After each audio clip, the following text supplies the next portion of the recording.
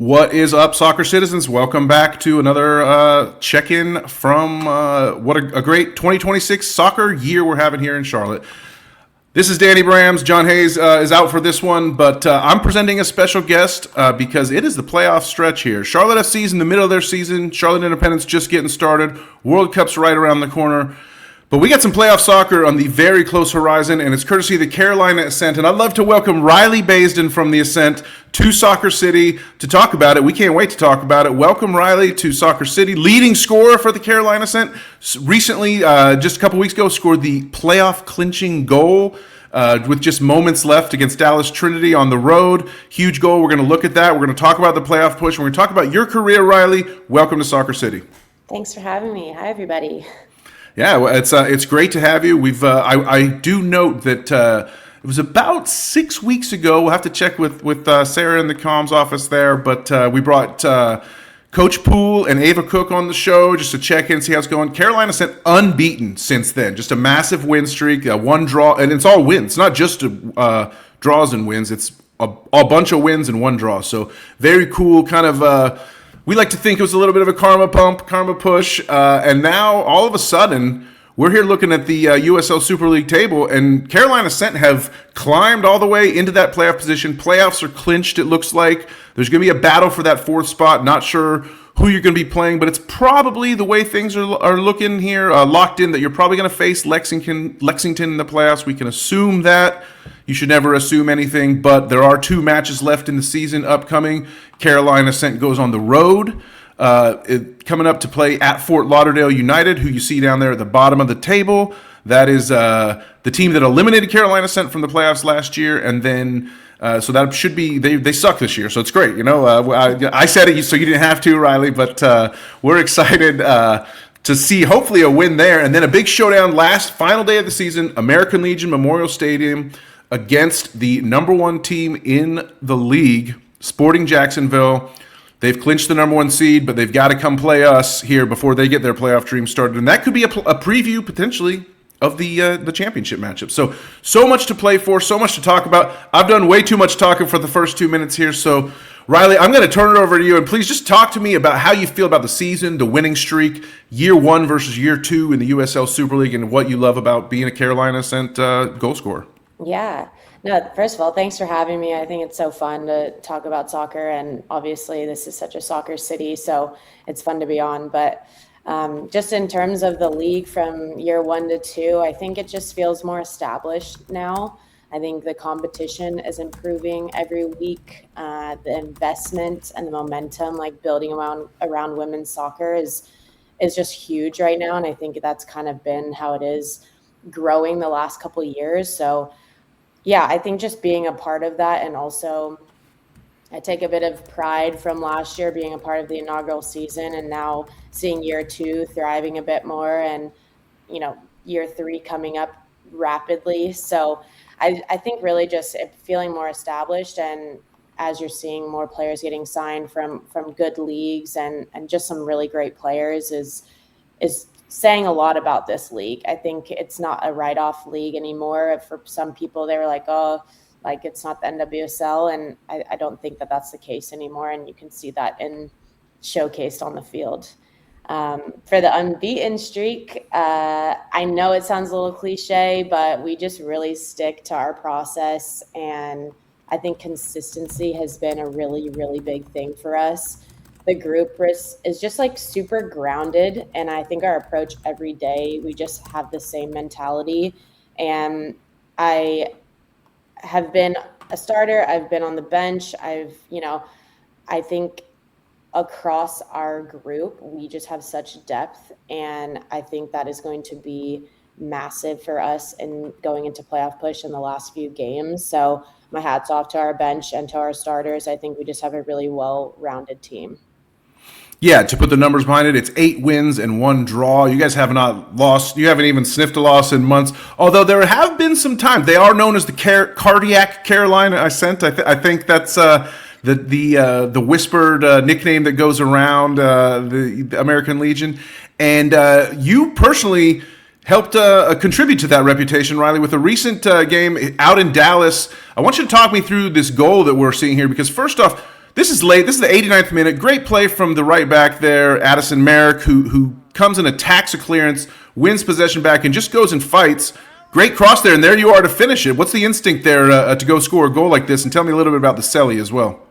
Yeah, I think, when you come off the bench, like, obviously this is like the best case scenario, right? You come on and you score a goal, but I think it just comes back to the training pitch. We work on crossing and finishing often, and, not finishing something back post is a no-go for us. So I think just honestly, I was trying to get any body part on it. And so diving header was the choice that day, and Addie played a great ball. And yeah, I think our little micro, I don't even know, this started, we had these meta glasses that we had to wear at training one day, and there's like a little red button on it for filming, and it just turned into this funny inside joke between all of us being like, I'm filming you. So that's been like our team inside joke, and it's been the last couple goal celebrations from different goal scorers. So yeah, just a bit of camaraderie amongst the team, really. I always feel like somebody's watching me. Exactly. Yeah, I love it. That's good. Well, what is the bond that you formed with the teammates here in 2 years? Do you see yourself as a leader in this group? I know the roster does. There tends to be, players coming in, players coming out. It's not that there is some stability, but I see the Ascent always trying to get better. You guys signed some attacking players just in recent weeks that have probably helped contribute to the win streak. How's the feeling of family and camaraderie and sisterhood amongst your squad, and how does Coach Poole foster that as well? Yeah, I think honestly, this is probably one of the teams that I feel like I know a lot of the girls off the field and not just on the field. And we really do enjoy each other's company. We have book club, we go to coffee almost every week. And I think it does transfer onto the pitch. And when you genuinely like the people that you're working with, it does change how you guys perform. And I think that has been notable for us in the last 9 games, obviously. So yeah, and I mean, Pooley is very much, he gives us the green light to hang out and do all the things, and whatever is good for the team is good for us. So yeah, I think it's definitely an environment where we drive that and he fosters it. And I think it's a good place to be for sure. I mean, that's excellent to hear. I think it shows. I can see it when I watch the goal celebrations. I can see it when I see you guys interacting with fans pre and post game. And I think that's great. Do you feel Carolina Ascent has been embraced by this community? And do you feel the love coming back to you guys for all the hard work and effort that y'all put in to put on a good show and be a great team? Yeah, I think we always joke that, they're our 11th man out there. And I remember when we won league last year, giving a shout out to the fans, because they really do lift us. And we have the same people that come week in and week out to our home games, and some travel to the away games. And it really means a lot to us. And I think being, the only professional team really in Charlotte, I think it's nice to see the community back us. And I hope that just grows in the next few years once, people understand, hey, that's our local professional team. Like, let's go support them and pack out Memorial. I think it's going to make a huge difference in terms of wins at home for us. Yeah, and the big one coming up, like we said, on the 16th, Sporting Jacksonville coming in last day of the season. I feel like that's a chance for really a coronation. And for anyone, if you haven't been out to a game, I've been to a couple, and I will actually be out of town for this one, but that's okay because I'm planning to go to a playoff match. I know Ascent are going to have a playoff match, so I know my Ascent, I still got at least one more Ascent game left in me. I will be traveling on the 16th, but I'm still encouraging everyone, obviously, to go and get out there, pack Memorial. I saw a great social media post from your guys' team the other day that said, "What's the vision?" The vision is packed stands, packed stands, and I think it really should be up to Charlotte soccer fans, people who live in this soccer city, hopefully, to if you can make it, because it's definitely going to be worth it. It's going to be a hell of a match.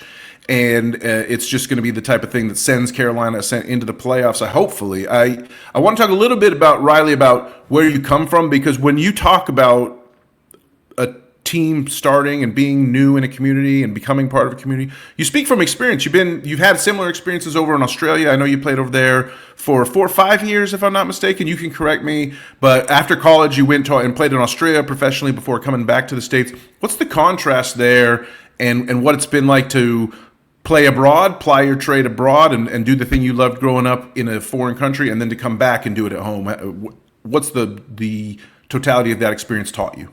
Yeah, so I played over there in 2018 and then came back and played for the Courage for a few seasons and then went back there. So I only played 2.5 years out there, Okay.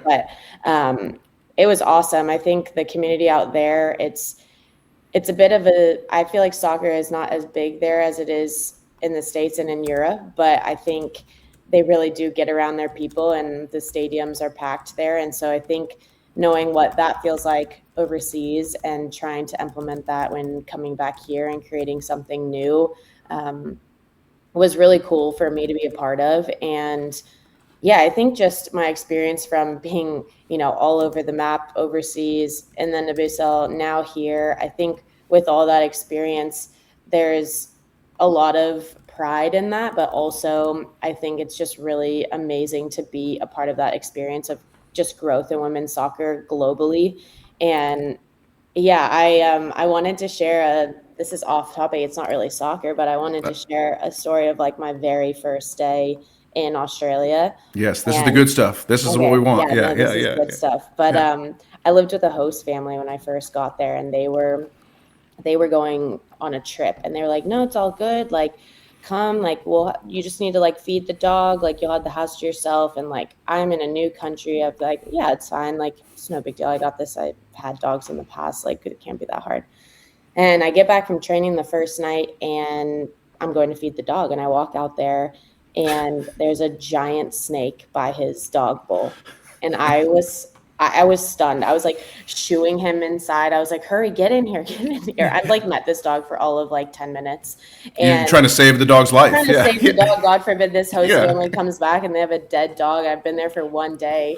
So he comes in, I'm like finding a bowl of, like a kitchen bowl to feed him that night. And, come to find out the next day we get like a snake handler to come to the house to take care of it. And the dog had snapped his neck and he took care of it. He didn't even need me. Like he's Australian. He's got it Yeah. covered. Australian dogs know how to deal with snakes. Yeah. 100%. But that was like my very welcome to Australia moment. And yeah, since then I've loved the place. It has my fiance lives there and it's a very special place to me. So yeah. Absolutely fantastic. Now you go over there and just kill snakes for fun, right? Not exactly. I mean, the nature is definitely next level there. So I but love it. highly recommend anyone to go out there.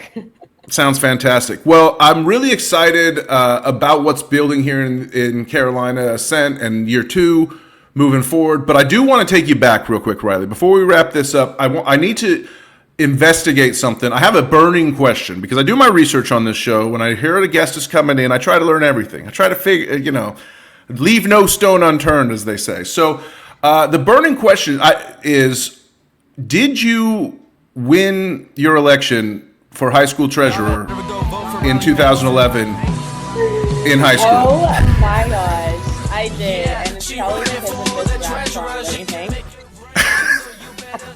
So I went on YouTube, I'm looking for highlight videos, and I find this. One of your high school friends dropped some beat, stole some beat, and made Rylee Baisden for treasurer. The lyrics are insane. I don't know if you've even heard this in years and years, but I need to get this. I'm going to send this to the communications office with the club so they can play this in the locker room next time. Going to Pepperdine University. You know that beat, Rylee beat, buddy rhymes on the beat. Spending money wisely is Rylee sing. Handling that cash money better than the California government. Keep the budget hovering in the right spot in the hands of the students. Just do it, vote for Rylee. And this year is the perfect timing. Yeah, she running for the treasurer. She can make it rain, so you better go vote for her. Make it rain. All right, that's enough. Tell me about this, right? What's that all about? I am crying. That is so funny. I was in like leadership in high school, and they were like, get creative with how you advertise people to vote for you. And one of my friends was like into music, and they were like, oh, like we can help you out with that. And I was like, okay. And they were just asked me some questions, and they created the rap song, and yeah, it kind of gives like Mac Miller vibes, and I'm Yeah. actually here for it. It's kind of a good song now that we listen back to it. It aged Well, yeah, I will get you the link, and that can become the new post-game jam in the locker room after wins when you score those winners. Too funny. Yeah, and you served as treasurer. Did you serve honorably? Did you balance the Sure budget? Did did. you No. was your administration rife with corruption? I mean, what's going on? No, Esperanza ASB has never been the same since I was treasurer. Let's be honest.